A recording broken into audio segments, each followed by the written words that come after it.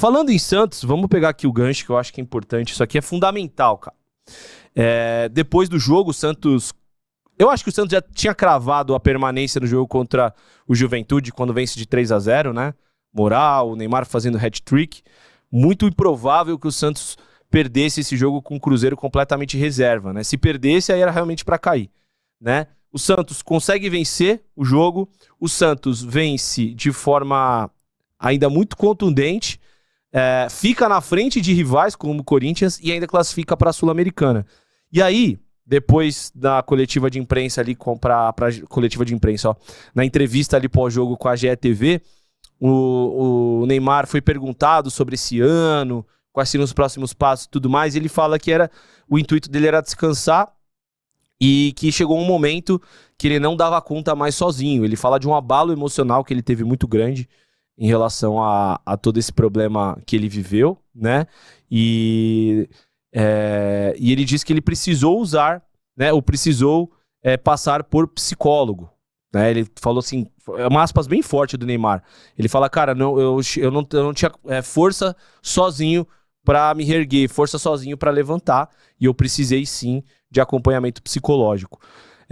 E aí bate num ponto, né, Thiago, que a gente vem falando há muito tempo, sobre a presença dos psicólogos esportivos nos clubes, nas seleções.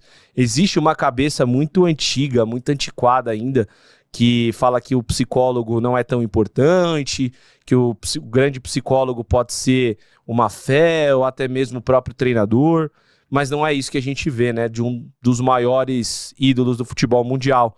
Falou muito bem, né? E a pressão é muito grande, né? Óbvio que o Neymar tem os seus erros, às vezes ele chama muito essa pressão pra ele, Thiagão, mas é muito importante as pessoas entenderem que a saúde mental tem que vir em primeiro lugar, né? Cara, eu vou ser sincero, eu vou fazer um aparato geral. Obviamente que a gente, como torcedor rival do Santos, rival do Corinthians, do Palmeiras e dos demais clubes do Brasil, a gente gostaria, né, pelo lúdico do futebol, que de repente tivesse um descenso da equipe santista. Mas, em contrapartida, eu confesso para você que eu fiquei feliz do Santos permanecer, por ser o Santos um time gigante, como o time da Baixada, histórico, de grandes ídolos, do nosso maior atleta da história do futebol, que é o Pelé. Então eu fiquei feliz da soma geral do Santos ter permanecido. É bom para o cenário paulista também. Falando sobre a questão do Neymar, eu acho que foi muito importante uma declaração que você vê que ali ele se coloca vulnerável à situação. Então, a gente não precisa falar, mas o Neymar ganha milhões. Mas o Neymar tem todas as facilidades. Cara, isso daí é um assunto para depois. Ou é outro assunto. A gente está falando da pessoa, do ser humano que está exercendo a profissão. Imagina você, nosso estagiário, estagiária, nossa audiência, no seu ambiente de trabalho, a pressão que com certeza todos nós sofremos dia a dia para conseguir o sustento, o alimento da nossa família. Então, se coloque você nessa posição de alguém que é pressionado hora após hora durante 24 horas por dia. Então, ali o Neymar ele me transpareceu realmente ali que... E ele fala, né, sobre esgotamento emocional. Cara, é muito forte essa declaração. Uma declaração que a gente precisa estar atento. A gente viu atletas de outras idades retiradas da temporada para cuidar dessa parte da saúde mental, que hoje está em voga, né? Então é um assunto muito delicado. Então fica aqui também o meu agradecimento a todos os profissionais da saúde, essa parte mental, psicólogo, psiquiatra e afins, porque realmente todo jogador ou todo ser humano precisa passar, e às vezes a gente tinha aquela mística, né, Léo, dos mais antigos, falar, psicólogo para maluco, para doido. A gente vê que isso daí já está ultrapassado, né? Todo mundo precisa de um acompanhamento para se sentir melhor, se sentir apto, disponível e disposto, né, para poder enfrentar as dificuldades do dia a dia. Então ficar aqui um abraço pro Neymar. A gente tem nossas ressalvas fora de campo, mas aí é uma questão muito particular que talvez a gente nem deva se meter tanto, mas falando de campo, bola, atuação ali, realmente o Neymar fez com que o Santos permanecesse na Série A do Brasileiro. Vou pegar aspas dele aqui, ó. Ele fala o seguinte, ó: ajuda psicológica mesmo. Já tinha feito terapia um tempo atrás, mas não foi nada porque eu estava mal. Era porque eu queria mesmo autoajuda, para me ajudar mais. Mas dessa vez foi a primeira vez que meu emocional foi para o zero. Confesso que sou muito forte emocionalmente, aguento muita pancada, mas essa vez eu não aguentei. Foi difícil para mim, mas as pessoas foram importantes demais para me reerguer. Mostra, cara, aspas fortes e interessante, principalmente vindo de um cara que tá acostumado com a pressão. A pressão sempre fez parte da vida dele desde os 13, 14, 15 anos, né? Pressão de sustentar uma casa desde muito pequeno, pressão de entender que ele era um produto, uma relação com o pai.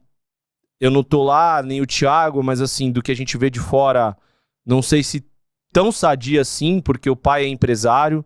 Eu sou defensor de que pai não tem que ser empresário. Eu acho que o pai pode ajudar a acompanhar a carreira, tá muito perto para o filho não ser roubado, que existe muitas pessoas com uma índole duvidosa nesse meio, mas eu acho que tem que ter um papel do empresário à parte do pai, mas isso é só uma opinião minha, posso estar errado. Então, assim, cara, é importante. O Neymar, acho que assim, o Thiagão, desde que ele vem pro Santos, e aí é um ponto que eu vi, vamos pensar em todas as polêmicas desse ano do Neymar, tá? Polêmica do contrato, isso ele não tem controle. Aconteceu, o contrato vazou.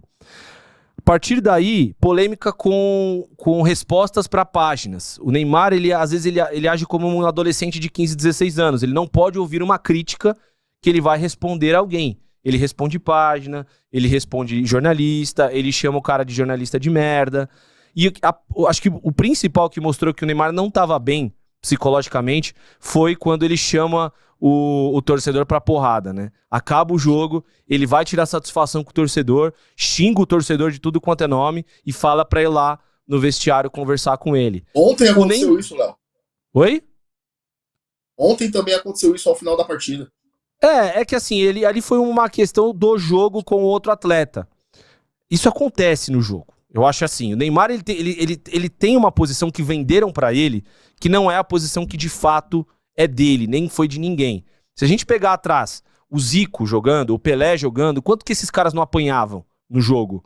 Já sendo Zico e Pelé, entendeu? Isso faz parte do jogo. O cara é muito bom tecnicamente, eu tenho que tentar parar ele de alguma maneira. O Neymar, ele vem sofrendo com lesão, porque ele apanhou e vem apanhando há muitos anos. Isso é um ponto. Eu acho que o Neymar se porta como assim, você é um moleque, você não pode bater em mim, você tem que deixar eu te driblar, te dar chapéu, te dar rolinho, e depois você vem tirar foto comigo ainda no fim do jogo.